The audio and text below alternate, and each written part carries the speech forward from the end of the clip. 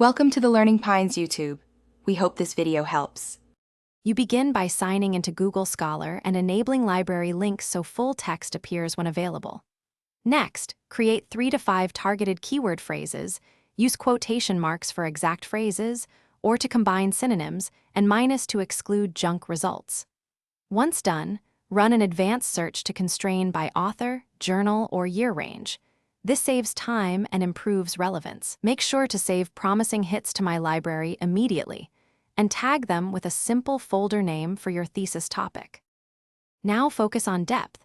Open high-value papers and click Cited By to trace influence and emerging studies, then explore related articles and versions for preprints or final drafts.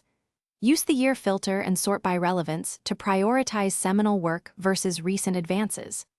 Export citations in the format your reference manager requires bibtx, endnote, or RIS, so you can cite without manual errors. Make sure to organize saved items into folders and add short notes to each entry for quick synthesis later. Finish by obtaining full text via your library links, institutional proxy, or interlibrary loan. When paywalls block you, email the author for a copy.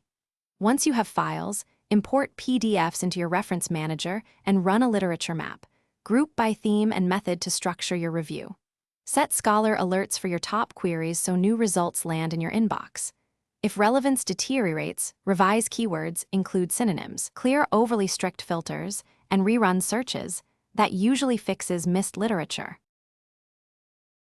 Thanks for watching. Consider subscribing if we helped you.